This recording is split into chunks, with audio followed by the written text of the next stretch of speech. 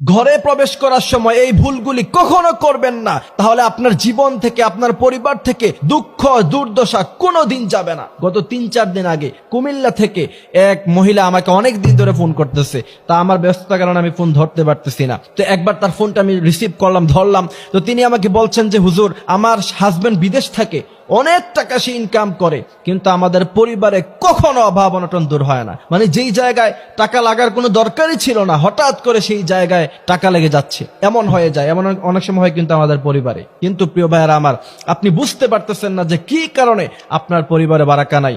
অনেকে বলে যে হুজুর 70,000 টাকা আমার মাসিক বেতন, কিন্তু এই টাকা দিয়ে আমি তো পরিবারে চলতে পারি না, শেষ পর্যন্ত আমাকে হাওলাত করে ধার করে চলতে হয়। কারণ কি? রাসূল করিম সাল্লাল্লাহু আলাইহি ওয়াসাল্লাম বলেছেন বিভিন্ন কারণে তোমাদের ঘর থেকে বারাকা উঠে যায়। তার মধ্য থেকে আমি 3টি কারণ আজকে আপনাদের সামনে উল্লেখ করব। প্রথম নাম্বার ভুল হচ্ছে, আপনি যখন ঘরে প্রবেশ করবেন, ঘরে প্রবেশ করার সময় যদি আপনি সালাম না দিয়ে প্রবেশ করেন, মনে রাখবেন তাহলে আপনার সেই ঘর থেকে কখনো দুঃখ দুর্দশা যাবে না। কারণ হচ্ছে রাসূল করিম সাল্লাল্লাহু আলাইহি ওয়াসাল্লাম বলেছেন, ঘরে প্রবেশ করার সময় যদি কেউ সালাম দিয়ে প্রবেশ করে, সেখান থেকে শয়তান দূরীভূত হয়ে যায়, আল্লাহর রহমত সেখানে নাজিল হয়ে যায়, ফেরেশতারা সেই ঘরের মধ্যে ঢুকে যায়, ফেরেশতারা সেই ঘরের মধ্যে চলাচল শুরু করে দেয়। সুবহানাল্লাহি ওয়া বিহামদিহি সুবহানাল্লাহিল আযীম। এইজন্য প্রিয় ভাইয়েরা আমার, ঘরে প্রবেশের সময় অবশ্যই সালাম দিয়ে প্রবেশ করব। রাসূল বলেছেন, ঘরে কেউ থাকুক অথবা না থাকুক, আপনি যখন ঘরে ঢুকবেন আপনি সালাম দিয়ে প্রবেশ করবেন, আল্লাহ সুবহানাহু ওয়া তাআলার রহমত নাজিল করে দিবে।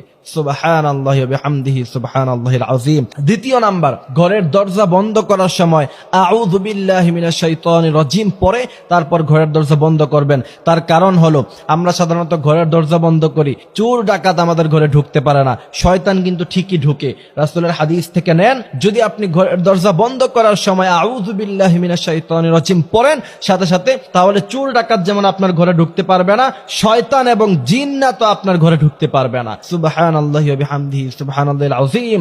আর এই আমলটি যদি আপনি নিয়মিত করেন, ইনশাআল্লাহ আপনার ঘর থেকে দুঃখ দুর্দশা চিরতরে বিদায় হয়ে যাবে। আর যদি না করেন, তাহলে শয়তান নিয়মিত আপনার ঘরে থাকবে, আপনার ঘরে নিয়মিত জিন্নাতরা থাকবে, আর সেই ঘরের মধ্যে বালা মুসিবত লেগেই থাকবে। কারণ যেই ঘরে রহমত নাই, যেই ঘরে ফেরেশতা নাই, সেই ঘরে বালা মুসিবত থাকবে, এটা স্বাভাবিক কথা, ঠিক কি না?